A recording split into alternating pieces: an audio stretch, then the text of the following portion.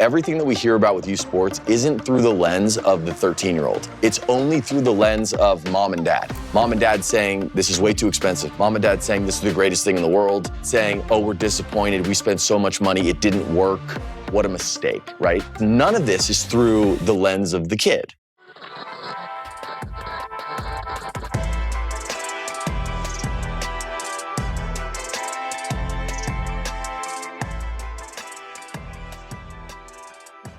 We've had this conversation a million times before. We have.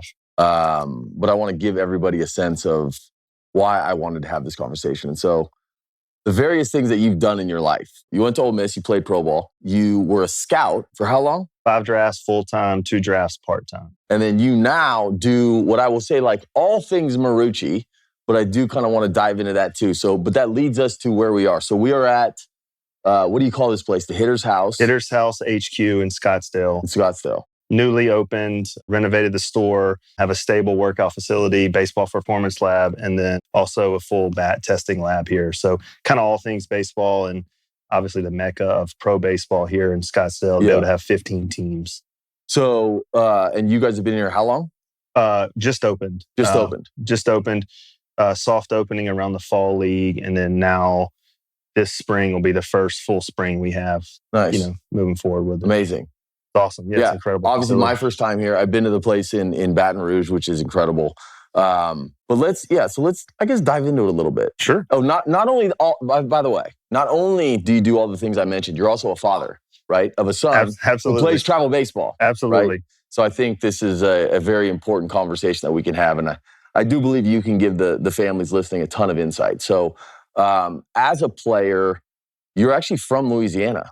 From Leesville, Louisiana, really small town right in the middle of the state. Grew up in two teacher household. Dad was a football coach, coached baseball too.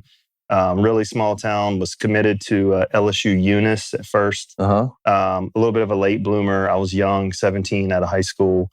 In the spring, kind of came on the scene a little bit. Didn't make Team USA, went to trials. And then name kind of got out there and decided I wanted to go, do something else, and end up not going to Eunice and going to Ole Miss, and end up working out the best for me. But sat the bench for a while.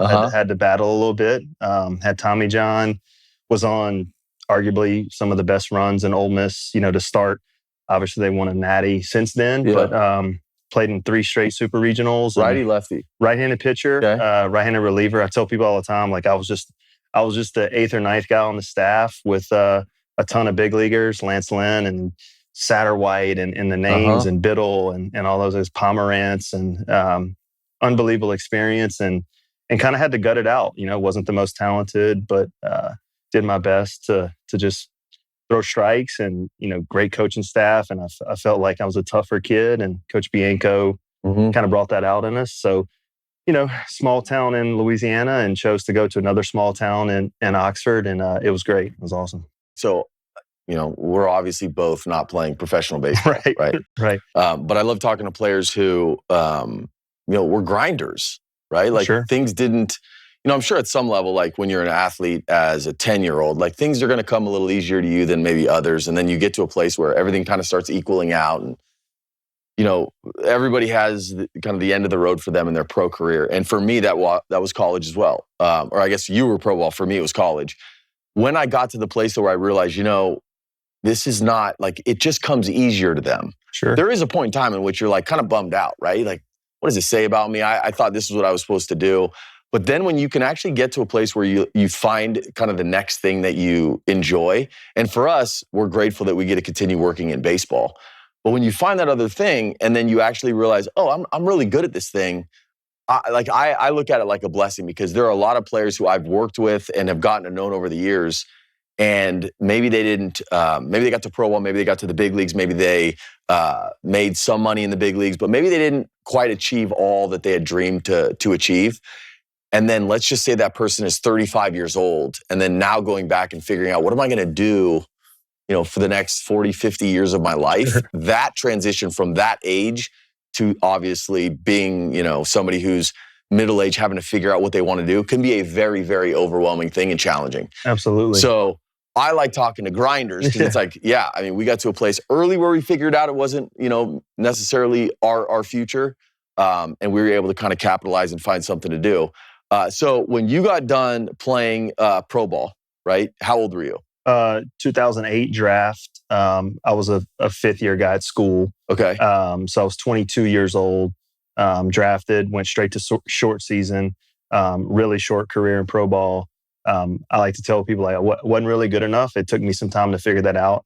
Had a few injuries here or there, but ultimately just, that time kind of where we just talked about of man, it doesn't come easy to me anymore. It's really hard. So 23 years old, out of pro ball, into the figured this out. Into the real world. Was pretty fortunate. My brother was an All-American at Southeastern, position player, so was able to go there to work on finishing my degree, but also was really fortunate. They had a coach leave there. J.R. Teagues was the head coach, and asked like, hey, you want to coach college baseball? You come from it.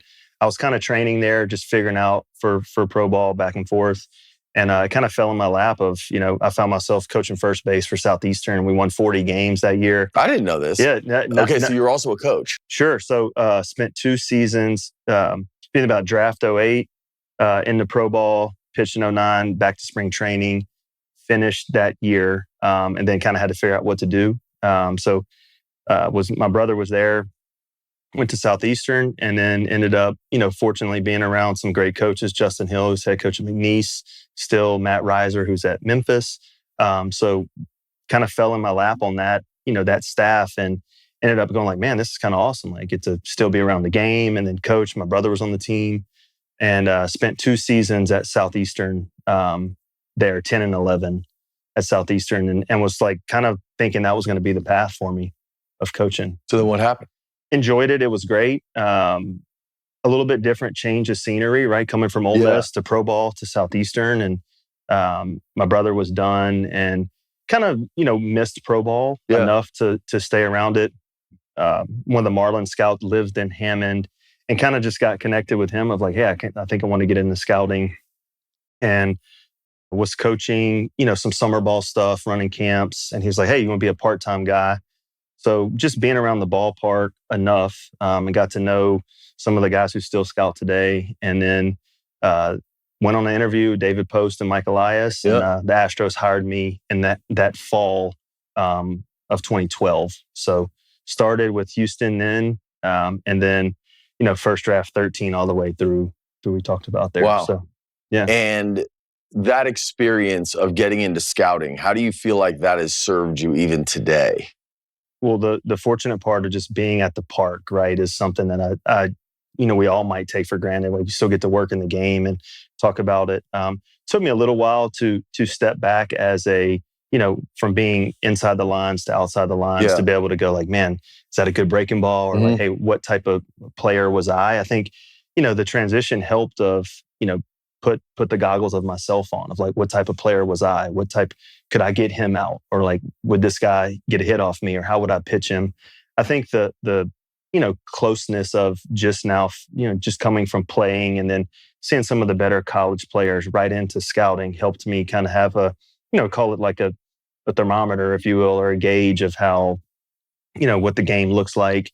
Obviously didn't play in the big leagues and looking for that type of player, and then thrown right into this, arguably one of the best areas in the country of Louisiana, Mississippi, Alabama, Tennessee, and Florida.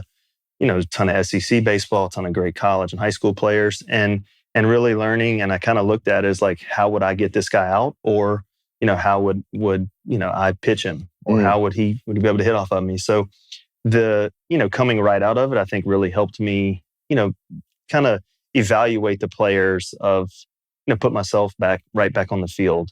How hard is that? Because I think about this often, and I think about it from the standpoint of if I'm a parent who has a son who's 13, right?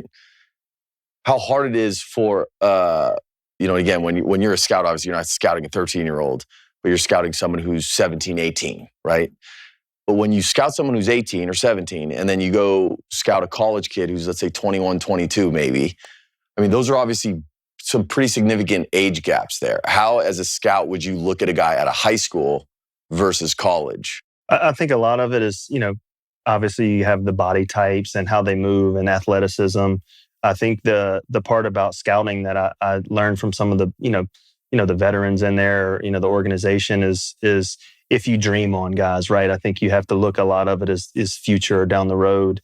And, body type plays probably the biggest aspect. At least now it's analytically driven a little bit more than it was. I was on the forefront of analytics really coming in those, 2013, 2014 years.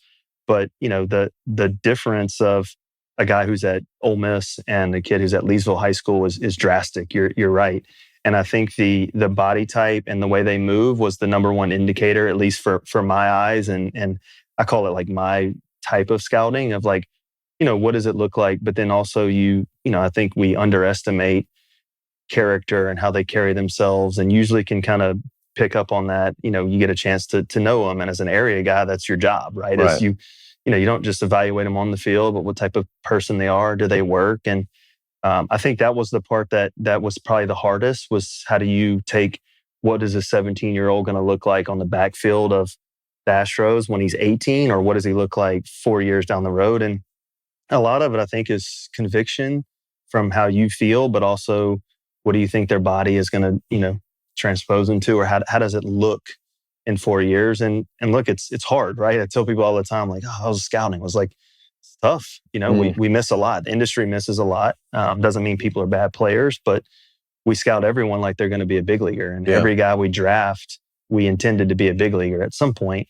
So that was probably the hardest thing for me, of that high school to college guy. And I think now the industry's, gets to use a little bit more of the age in its benefit. So now I always go back to like, how do they move? What do their bodies look like? And how do I dream on them a little bit? I think about it through the lens of a player who gets signed, right? Whether high school or college, it doesn't matter. And they enter professional baseball on some level, and to no fault of the industry or the team, but on some level, I feel like because this is a job for a scout, a job for the general manager, the farm director, whomever, it's very hard, or very easy to look at a player through the lens of like, what is this guy's abilities? But almost like not even see a face on some level, right? Like, how good is this thing? He's this good, so I'm going to value him this way. And it basically creates a situation where that player is then treated, let's just say, good if they're good, maybe not so good if they're not any good anymore. How hard was that, would you find? I mean, as an area scout, you're obviously getting to know the families, getting to know the kid, and knowing you personally, like, you're a good human being, right? But how hard was that when you saw, okay, an organization is capable of doing that? Would it ever like bum you out if you had a player that you really, really liked and you're like, oh man, this guy's going to get just crushed at the next level? Would that ever happen? Yeah, no, it's a great question, actually. And I do like to, take pride in getting to know kids. And I think, being around y'all, you see my personality as like, felt like that was a strong suit I would like to bring to the table to the Astros, of like, hey, not only is he a player, but I definitely would get for sure bummed out where you spend a lot of time with someone and not only do you think they're talented, or, you dream on them, you let your emotions get in there some, because you can see a little bit beyond a widget, if you will, right? It's not just like, he's not just a baseball player, he's a person. And, does he bring value to the organization, the locker room? All those things will help carry him. And there was several guys that you just felt convicted on, of like, hey, this guy's, he's got it, right? And then you get to the draft room or maybe another scout sees him, or the industry kind of deems him like, man, I'm really high on this guy, but definitely would get, bummed out's a great word, of like, man, I really wanted, Matt, I really wanted Crier. And that plays a big part. And also I think it plays into some players' benefit, right? I think guys get drafted or scouted different by the way they carry themselves. There's no secret on there. There's a ton of that. Your industry does the same thing, right? And if you take the widget, as we used to call it, out of it, of like just evaluate him inside a box, like what type of baseball player is he, period, that weighs a part. But the personality on the other side, I think, is definitely not overlooked. But as an area guy, you get to know someone, you're like, man, I really want to take him. And you put your gut feel stickers on him, and you're all in. And then, either someone else drafts him, or you get, the team doesn't take him. Either way is tough. It's, and I still have players today. I go in the locker rooms where I see them, and it's awesome to see of like, hey man, I loved you as a player. It doesn't surprise me where you are, and there's some guys that I completely whiffed on. I mean, me and Antoine talk about all the time of like, man, I really like this guy. And I was like, didn't get out of A-ball. Still a great player, but it happens a lot. So. Which is one of the reasons why the mental fortitude, the maturity, all that stuff does matter to these teams. There's a reason for it, right? I was talking to a player earlier today, and it's just getting these young guys into a place where they understand the importance of like the really, really small things that they may take for granted every day, that to an MLB organization, it's like, this is so important. Sure. And at that age, at 17 or 18 years old, you think, why? Like, I don't understand. Why does that matter? They don't have the foresight or the life experience to see that at 25 or 26, what does this turn into? Turns into a much bigger issue if you can't, do this one particular thing at 17, 18 years old. Is there a proud moment in the draft where you're like, this guy, no one else was high on him, I was, and like he hit? I actually saw one today. It's crazy how life kind of comes full circle sometimes. I think, the thought of like uncovering a rock and finding a player in the past 15 years is really tough, right? Like the industry's done such a good job of finding players, but the draft is still the one place where you can kind of, you say slow play it, or, if you know your area really good, you can go to your director, your cross checker and say like, hey, I'm, not a lot of guys are on him, but so we can wait a few rounds. Chucky Robinson from Southern Miss, late teen round pick, still playing in the big leagues today, kind of up and down, but those type of things, like he's one player I'm like really proud of not only as a player. I mean, he's a great human being, and doesn't surprise me that he's still, he's catching a bullpen for Ohtani today. Yeah. So that's just a later round that I think, it's easy to get caught up in the unbelievable players who, first round and guaranteed stamp a big leaguer. But it's really nice to have some guys like that. Of, Chucky was an awesome one. Jake Rogers was, he's still playing. A high round draft pick, but players like that you can get in good places that you have to be a little convicted on to do it. And several guys that had great careers, Chris Cotton we took and pitched in AAA, and he's left-handed, guy. But those players that you could gut feel, and Chucky's one of my ones that I still think about today of like, man, we gave him a chance, and somebody else was definitely going to draft him, but maybe took him a round or two higher than someone else, valued, and has been a great part of a lot of organizations. What's something that you think would surprise the listener about MLB teams or the draft room? I think one surprise, and just, guys like, Crier, tell me about the draft room, is like, there's a ton of uncertainty. I think there's so many lists that come out and, projected guys, and there's so many factors that go into where a guy gets drafted. So me being inside that room, you go into it thinking like, oh, someone's going to take him really early, or someone's going to take them for sure. Like, how does this guy go undrafted? That's probably the one thing that I think if someone who's never experienced is like, you feel like this guy's a slam dunk, no question, is going to get drafted, and he's still staring at you in the 20th round.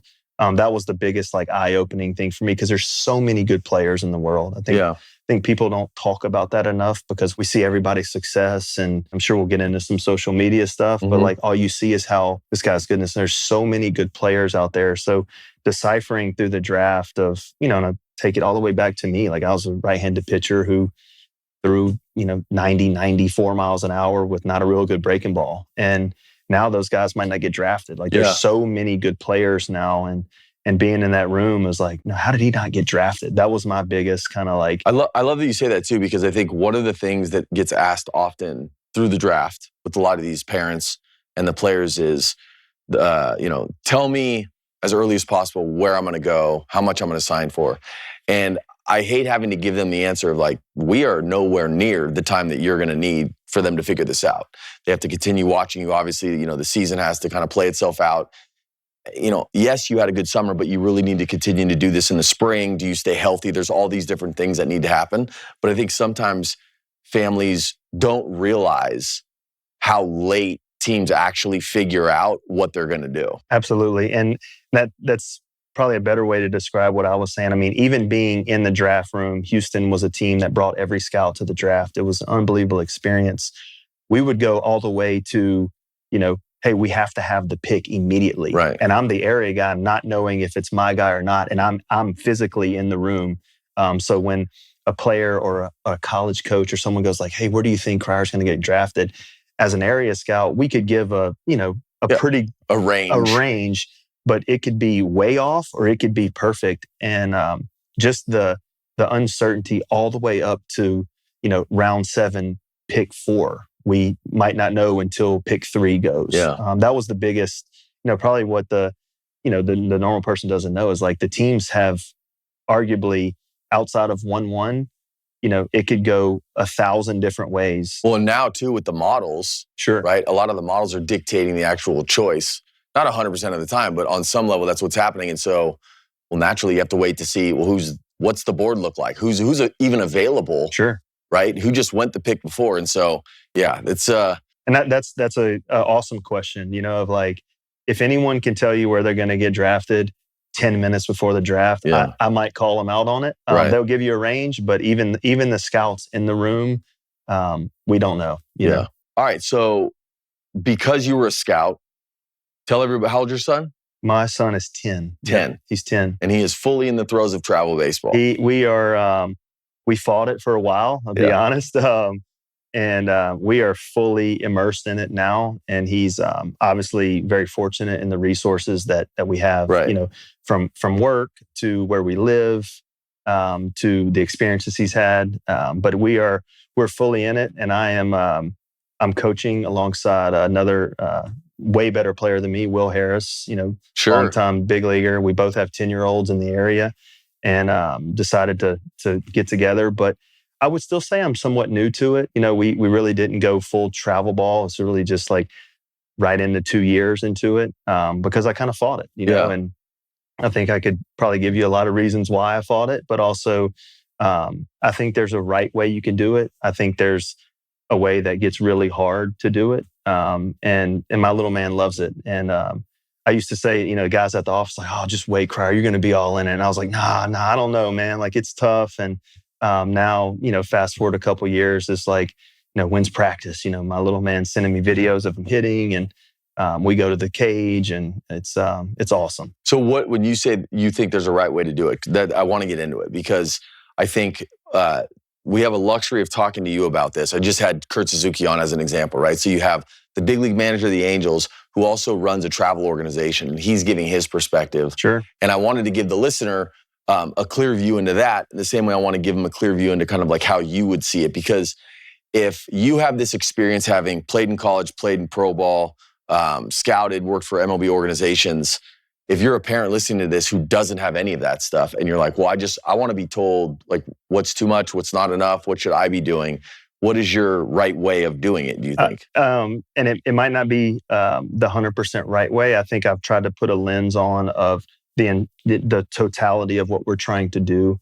Ultimately, the goal is to get them ready to play. If they're in 9U, the goal would be really to get them to play 10U, 11U, and so on. So I think right now where we are is in a good place. I'm not going to, sit here and say it's, baseball's, I think you can get on both sides of it. So I think it's in a good place. And I think if we don't say the right way, but it's the way that I think there is like, you have to practice a lot. The industry is showing us you have to play a lot now. The game is getting faster earlier. So I think for me has been, eye-opening to accept that, right? I wanted to fight it for a while. So that's the part that's learning that I think is the way to go now. I think there's pockets of the country that we can sit here and say are, maybe more advanced in the travel ball space or less advanced in the rec space. Either way you splice it.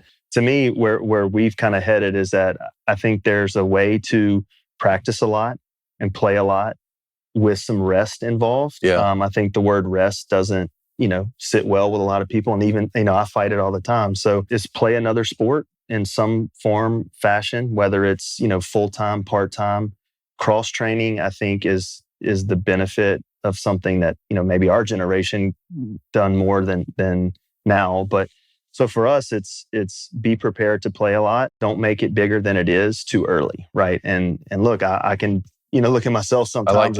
It's like, man, we're in a 10-year-old baseball game, but it is as pressure-packed as me pitching in the SEC tournament, and it's really hard because you have parents involved and umpires involved and money involved and really, really good players. So we've kind of taken the the approach for us is that be around the best players you can be around. I think is very important. That doesn't mean you do it at the expense of somebody else, but I do think that if you are around the right people and the right kids, it makes everyone better. So start there, and then try to not make it bigger than it is. And that's taken some time for me. I've probably failed at it before, but go at it in a way of, hey, we're going to teach you and we're going to try to develop you. We're going to put you in some situations that you're probably going to fail. We're going to put you in some situations that we want you to have some success. But how do we not make that bigger than it is? And then you fast forward to 30 games and, whether they're having too much success or not enough success, ultimately is their view of how the game of baseball is, because they're easily, molded, if you will, of what's happening, and they're really aware of it. So that approach of just trying to not make it bigger than it really is, when you can go to any ballpark in any state for a 9 or 10-year-old baseball or probably softball game, and it feels like the ALCS, and I think that's the part we're trying to, at least my little group and the people I'm around, I'm surrounded by some great friends, some great coaches, great resources, and take that approach of like, how do we find really good players, coach them really hard, but also not try to make it bigger than it really is. I couldn't agree more. I love actually how you phrase that. I believe travel baseball is a lot like kind of life in a sense, where we are all enticed to take something and make it the most important thing, whatever, like fill in the blanks, whatever that is, right? And I think what youth sports and travel baseball has become is something that, if left unchecked, turns into a validation for the parents, maybe, looking at your son. And I believe that everybody who is involved in travel baseball, if they have a son who's playing, wants the best for their son. Absolutely. No one is putting them through this thinking this is not going to help them, right? Sure. But I do agree with you, like keep it in perspective. This thing, whatever it is, it's going to mold and it's going to change and it's going to grow in some instances. And then in some instances, it's going to retract, right? I was describing to somebody the nature of like a big league free agent negotiation. And I was like, you have to visualize it like this moving and growing organism that you're constantly trying to like judge and read. And this is kind of the same. You have this experience, and there's going to be some seasons that it's really, really positive.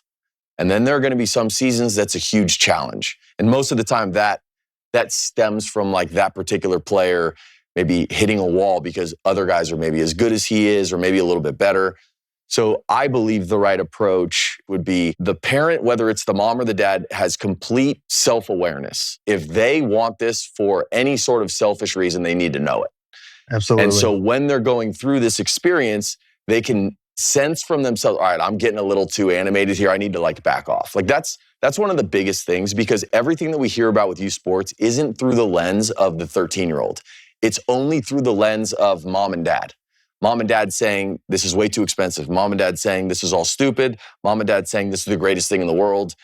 Mom and dad saying, oh, we're disappointed. We spent so much money. It didn't work. None of this is through the lens of the kid. And I think because of that, we're going to learn maybe down the road, like what were the effects of the way travel baseball was for this 10-year period of time. We're going to learn that much later. No, I think that's a part of, we're just now seeing, some of the guys get to the big leagues that have been in travel ball, if you will, for their entirety of their career, right? Of like these guys who at 10 now are in the big leagues. 10 years ago is when it kind of really started to go.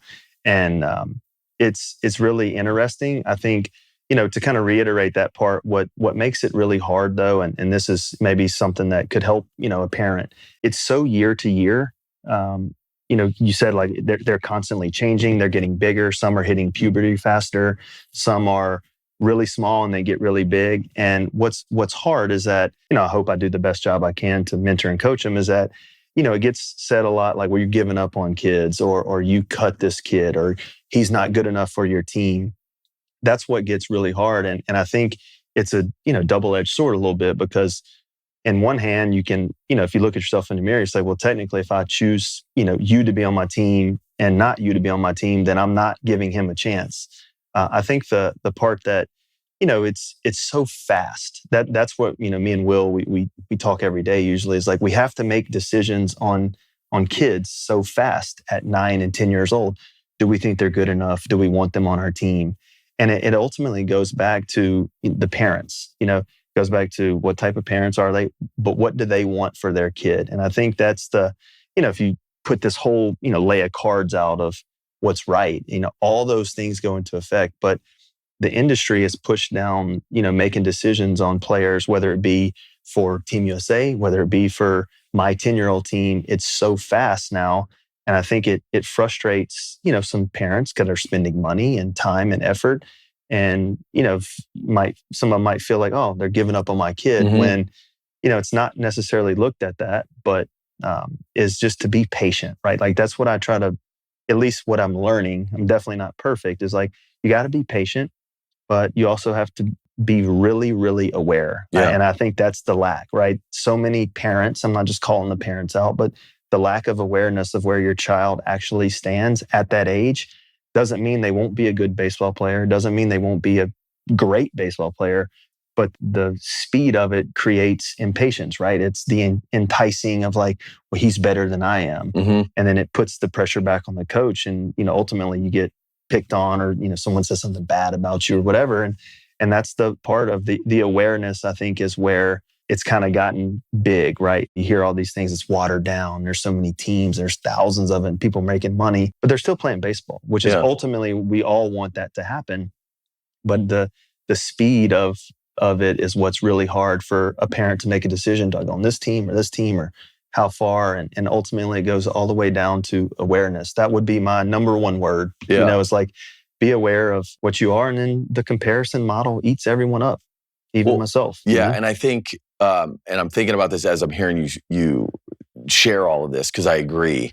I think what could help parents. So I get these DMs all the time from these moms and dads who ask me very pointed questions, sometimes just general questions.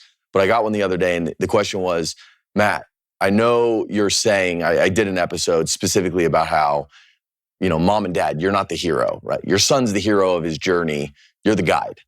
And there was a lot of people that were pushing back, funny enough. And what they were essentially trying to convey is, but what do you say about, Tim Lincecum's dad who helped him out? And it's like, well, yeah, I mean, they're obviously outliers where parents can do certain things and be really effective.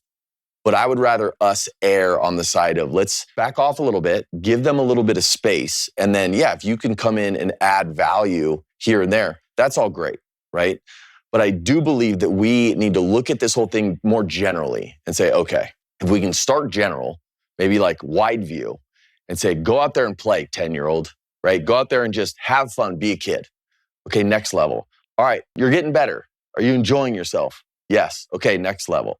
All right, hey, so we have practice 3 days a week. Are you loving it? Yes, next level. And then it's just like we're getting more narrow. And I believe that happens naturally over time. But parents, and I'm hoping that it comes from a place of they see that their son loves it. But parents get to a place where like, what more can we do? And it's like, well, hold on. How old's your son? He's 10. Okay, wait a second, right? Sure. And I've had to tell people, and funny enough, I've actually interacted with people online about this, where I've said, you're not really going to even have a general sense of how good your kid really is. Like, can he go to college until he's at least like 15? That's where you're like, okay, this kid's now gone through puberty. Maybe he's even still growing. And he's finally at a place where it's like, no, he's good. Now, I'm not guaranteeing that he can go to college, but he's got a chance. Like, if he continues to improve on this level, like, yeah, this kid moves pretty well. He's got a chance. But so many parents want to figure it out earlier because is this money going to a good cause? Is there more that we should be doing? And so all of that noise, I just think, makes it next to impossible for these parents today to really know exactly what to do. And so what happens is they're just like, this is crazy. We're doing everything people are saying. It's not working. We joined this travel team. It costs us X number of dollars and my son's not playing. And so the majority of the time we hear all the negative stuff, when in reality, it's like, what started all of this, right? I kind of touched on it. The speed of it is what's hard. It's making a parent make a decision, whether they're doing it because they want them to get a scholarship or whether they're doing them because they want to be a good human being, or they want them to be better at football or whatever. The speed of it is what is now, really hard, right? Is like how much effort, time, money all those go into it to like be good at what, right? And then also, I have a 10-year-old right now who he's a good player. We don't know how good he's going to be in 4 years, but he loves it and we're going to keep pushing. But someone else might be he might get passed up, but that other person might say, well, this is crazy that we're on this team and we got to practice 3 days a week and it's nonstop. And I think that the speed of which that happens, and, if I could share anything, it would be like, it's okay if they're not playing 100 games a year. It's okay if they're not playing 70 games a year. I think we get too caught up in how much and how often. Yeah, it's like a formula. Yeah, it's well, if they're not doing it, then they're not good, right? And I'll be the first to look at myself in the mirror and say sometimes we all get caught up in that team's doing this or they're playing more. We got to practice more. We're going to get our butts whipped if we're not ready. And at the end of the day, it's 10-year-old baseball, but I think it has 10 years ago we were talking about this at 15 and 16, and now guys are traveling the country at 12. Mm-hmm. And the industry's deeming who's going to be good, and whether we know it's right or not, but something's creating that like almost like I'm missing out feeling. And it's really hard. It's hard to coach. It's hard to be a parent in it because you feel like any moment it might change, and patience is key, and just really go like, okay, they're 10. We lost. It's okay. Or we won and it's okay. Yeah. And all of us probably do a good job and a bad job of it sometimes. It's hard. I want to reiterate something you said earlier. Put it in perspective. The parents need to put it in perspective. It is. It's put it in perspective, be aware of it, and do your best. And with so much noise, to not be enticed. Yeah. To not, to get it out of perspective, right? Because if you want to get it out of perspective, you can really fast. Sure. And we all probably fall victim to that in everything we do. Well, because it feels good, right? It's awesome. Yeah, it feels great. It feels good. Your kid enjoys it. They have fun. They smile, and I think we get caught up in like, oh, they're winning rings or chasing rings. Like, no, they're winning. That's like, you want to win in your job. I want to win in our job. Of course. That's something that it's creating. So it's not all negative, right? I think we hear that negative side a ton of like, oh, Cryer's team's practicing 3 days a week. They want to go, they want to take over the world.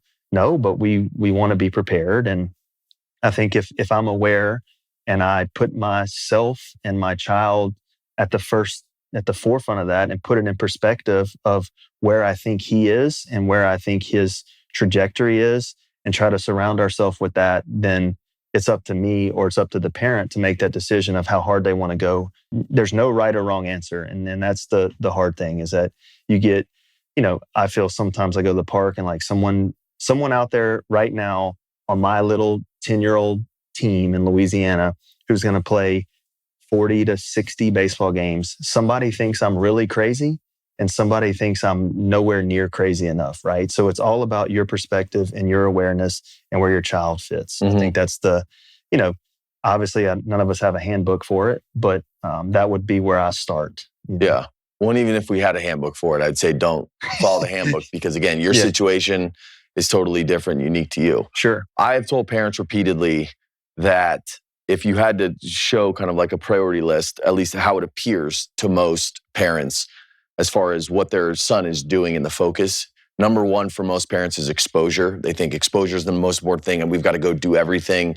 The second is competition. The third is development. And I basically tell people like that good rule of thumb, turn that upside down, right? Have the focus. Number one, be development. We need to go out there and get better every single day. We need to work on it. We need to enjoy working on the game.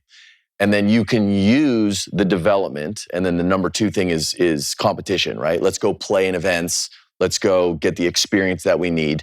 You use 1 and 2 and then very creatively say, all right, am I ready for that exposure? If I go out there and perform at a high level, what does it mean, right? If you're solely focused on exposure at 10 versus exposure at 16, you can see how, well, at 16, there's a reason why you're playing in front of these people where maybe at 10, it's not as important. It doesn't mean don't go to events. It just may help you understand, is this an event that I should be focused on, right? Sure. And so I've given that to a lot of families and I've told them, I'm not saying that this is like the gold and this is the math equation that you were looking for, but it at least can guide your thinking when it comes to what should I be doing the majority of the time with my son, right? Absolutely. Okay, if you looked at that As far as your son goes, like how much time would you say you guys devote to development? I would venture to say we're in the 1% of it. Obviously, I have resources, but we're practicing and hitting and throwing and footwork or just baseball specific at least 5 days a week for a couple hours a day. So I would say 9 to 11 hours a week, to splice it all the way down to that is just pure practice and development. No high stress situation. We're not going to go play a whole bunch of tournaments, but purely working on development and the craft of the game and learning it is what I value, and I think it helped me as a player, and I'm trying to pass that along. And in an industry where so many people, like we played 100 games, I personally would err on playing the 50 games and practicing 50 other times. I think that's what's lost now. To be ultimately, honest and pure, just like my opinion is that we play too much and practice too less. I mean, I think that's probably if you run around these spring training facilities and you ask some of these coaches of like some of the players they're getting, I heard it today of just like, yeah, these guys come to us sometimes and they forget how to practice. Yeah. Because it's so ingrained in them now to like, we're just going to go play, roll the balls out there, play. You'll either get better or you won't. You'll either survive or not. And, they forget how to practice. That's not picking on college baseball or high school baseball or even travel ball. But I think it's ultimately you have to devote time to development. And that's through practice. And guess what? Practice isn't fun. Right. Hitting in the cage 3 days a week's not fun. Right. And that's the good and the bad part of playing a baseball game is there's a winner, there's a loser. You hit a home run, you naturally want to go back and play the next day. The coach has some success, the parents have success. Like, yeah, I'll go play on that team too. And then you look up and it's like, well, they didn't practice any, right? And then we try to coach them, at whatever age they get them, or a high school coach gets them and they forget and they don't know how to practice. I think that's probably the biggest part. But you said something that, and you asked me earlier of like, what's something that the whole thing goes with scouting and all this is that ultimately too, like know your kid, like know how much your kid can go. I used to sit in homes as a scout for the Astros and say like, no one knows their child better than you do. So if you're going to make a decision on if they should sign or go to college based on what you want or based on what the industry says, look to your child first, and I would encourage anyone to say, go past, does my child like it? It's like, can he handle it? What's his personality like? Know your kid. And if you can do that, I think you might have a better journey, along the way. Your coach ultimately then just gets better because you put him in a better situation if you know your child. You pick the school that you're getting recruited at, not based on what you think you should do, but if you know your kid. And ultimately, if you take it all the way to if your kids should sign or not, like your son or daughter, whatever, better than anyone else, and don't let that get lost by all the noise. I think it's really easy to do that. Yeah, I do like earlier you brought up how your son plays another sport. He does. He plays flag football. Yeah, I'm trying to get him in. We played basketball, and then we, ultimately he's always like, Dad, all I want to do is practice baseball. I mean, yeah. So many of our friends like, man, I saw y'all hitting again, but he loves it. But I think it's taken some really hard conversations with him, even at 10 of like, hey, you're going to play something else. My wife, Carly, is big on it too. And sometimes I can fall victim to like, we'll just go do baseball because he loves it. He's good at it right now. And it's a way that I connect with him. So, sometimes I'm known around our office like, I don't even like football. I don't like any other sport. That's not always the case. But I think this year he played flag football, arguably because we made him. Because I think it was going to make him better. Smart. And he magically, he's, I think, on path to have a better baseball season than he did last year, just on body awareness, body movement, handling failure. I made him do something that he didn't like to do. Yeah. And he didn't have the most success in it because he's not really interested in it. But we had to show up every day and he had to go to practice. And I think that's what, not to get way off path, but like, they got to do hard things, and I think, as a parent, that's our goal, right? Is like, how do we get our kid to do something that's not easy? Well, and I think as adults, we've all now been on this earth for, a number of years. We've seen oh yeah, something I really loved maybe 10 years ago, and I got over it. It was just too much. I burned out on it. So I started doing something else, right? Whatever it is, whatever hobby, right? Sure. Golf or, pickleball or honestly, whatever it is. So talking to like a 10, 11, 12-year-old, he doesn't know that there's burnout. And so and not that you're even forcing him. It's like this kid wants to play more baseball, but you're smart enough to know, look, man, like you also need to have fun and be a kid. And so like, no, you need to do some of this other stuff too. And then added to that is the added benefit of, what kind of athlete can he become because he's doing these other, movements and lifting differently, or he's probably not even lifting yet, but he's doing different things with his body that he wouldn't be doing if he was just playing baseball. Sure. And so, I think every parent, again, has to have the foresight to know, we need to be smart here. It's hard though. And I'm looking inside of myself, it's like, it'd be really easy for us to just be like, yeah, you just play baseball. Yeah. And it's a fight with him. I'll be honest. Because it comes easy. Baseball is something that he's comfortable with. So trying to keep that mindset of like, we have to do something else, it's hard. And I think, again, we talked about the outside noise and the enticing of like, he can be ranked or our team can go play this. And if I play another sport, then I'm going to miss baseball all the time. I think gets distracted really easy. And I'm going to do our best and to make sure he's doing something else, whether it's he pick some other sport, basketball, football, something, until that time comes where the scouts and our industry goes like, hey, at 15 or he's entering high school, he's got a chance to be really good at this. I played multiple sports my entire life, all the way to 10th grade in high school, and then realized like, pretty good at baseball. And my dad was mad at me. Yeah. He was a football coach. And, a lot of people were disappointed that I was a better athlete in my school. But I think that set me up to be, where I am today athletically. So, I think it's happening. Guys are specializing in sports way earlier. And I'm going to do our best. And I encourage our team to go play something else. I make our practices optional when it's other sports season. And, find someone else who will do that, who can put value in everything. And sometimes I want all my players at practice, but 4 of them have basketball or football, but that's going to make us better on the baseball field. I truly believe that. Do your boys swing Marucci? Yeah, they all swing Marucci. I love it. I know, and my little man, if they don't, he'll tell them to. So I love that. He's a homer for sure. He's a homer. That's great. Absolutely. So I brought up earlier that we are at the hitter's house. Talk about this place because I got to see it. I mean, it's insane.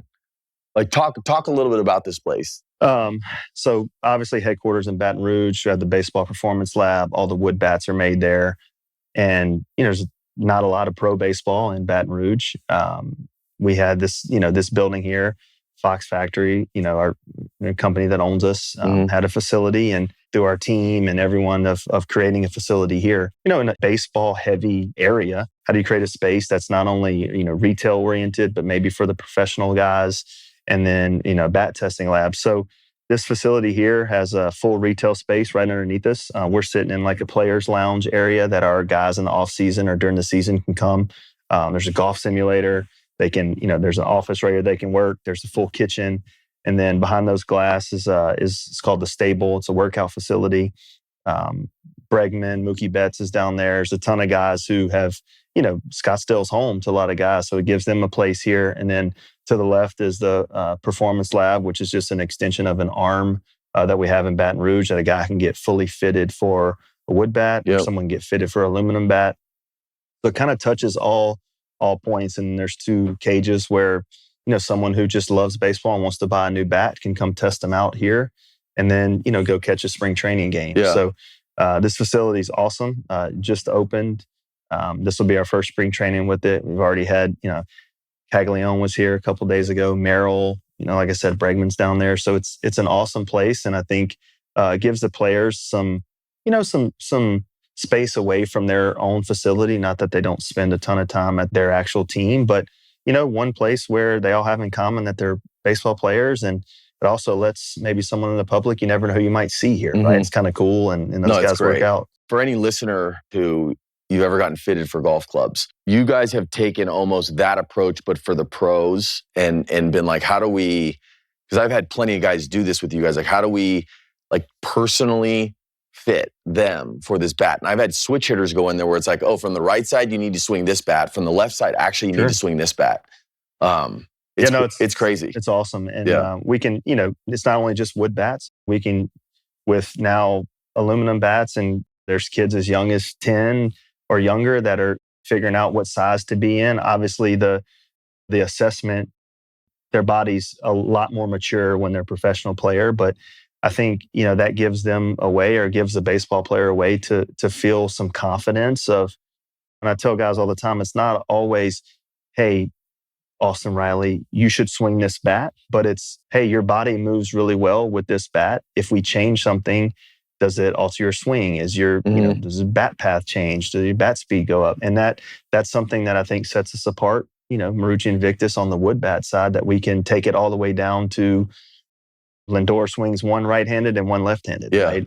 So I think it's neat, and we can do that here in this facility. It's also nice from a mental standpoint too, just being told like, this is the bat that, like, your swing, you can, put off the optimal swing using this. Because think about that, if you actually heard the opposite, it's like, oh, well, maybe I'm not going to have as much confidence. This is the bat that I have in my hands, right? I'd want to know that. Yeah, that's absolutely. For damn sure. I think it's a pure just comfort, right? Of like, hey, now I have a little bit of numbers to back this up. Not only does it feel good, but my body looks like it's moving the correct way.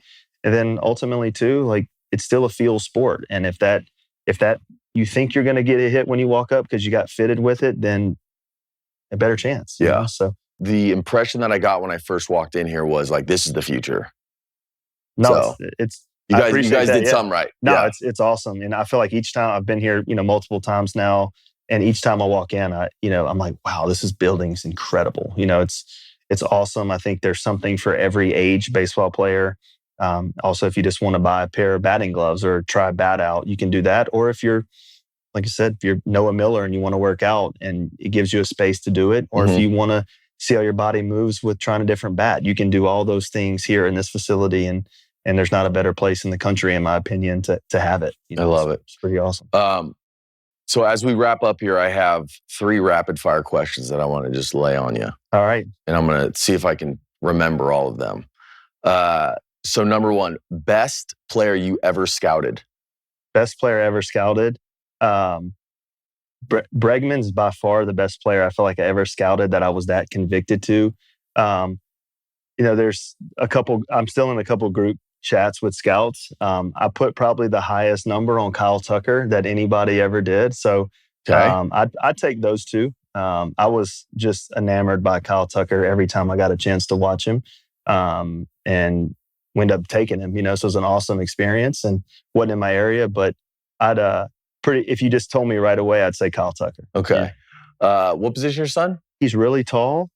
He likes to pitch. He plays short. He plays first. If you ask him, I think last year he felt like he was like, I want to play first. Now he wants to be a shortstop. So I don't know if he's quite ready for it, but he likes to play. Would you rather watch him striking out the last guy in the World Series or hitting the game-winning homer? Well, I was a pitcher. So I'm naturally connected more to the mound, but I've learned that, like, I feel like deep down all pitchers really wanted to be hitters. So I'd rather watch him hit. I love that. It's a cool experience, and I think he's good with both, but I'd rather watch him hit a homer, I think. Have you ever tried to strike him out? We play this game in the backyard. He's all in the blitz ball, right? Like, we watch blitz ball, and like even before I left the other day, he wanted me to try to strike him out with a blitz ball. So I'll get in the cage every now and then and throw firm to him and try to strike him out. And he gets a kick out of it. I love it. All right, last question. Who's winning the World Series this year? Dodgers. Don't do it. Don't do it. The Mets are nasty, man. Yeah, they are. Like, the Mets are nasty. I'll take those guys. I think, there's so many good players, man. There's so many good teams. I've been big on saying this. You don't know until the All-Star break, really the trade deadline, because the teams and what they're going to look like at the trade deadline versus at the beginning of the season is vastly different. We're going to have injuries, what a team's going to look like is going to be different, in September than it is right now. So right. I don't know, man. Yeah. I mean, Mets are good. Orioles made some moves. They're good. Former guys there. Yeah, there's a lot of good teams out there. A ton of good teams. And the one thing that I think, brings it in perspective. We talked about perspective earlier. There's just so many good players, not only here, but all the way down. And I think that's what's neat to see in the game of baseball. That is just, you got to really have an appreciation and know how good the players are. And it's easy to say like, oh, this team stinks or they're not, but like there's really good players on every single team. But Dodgers are deep, Mets are deep, O's are deep. So, I mean, it should be fun. Yeah, no, it should be fun. We'll see. No. All right, bro. I appreciate you. No, thank you so much, man. Dude. This is awesome. Yeah, no, thanks.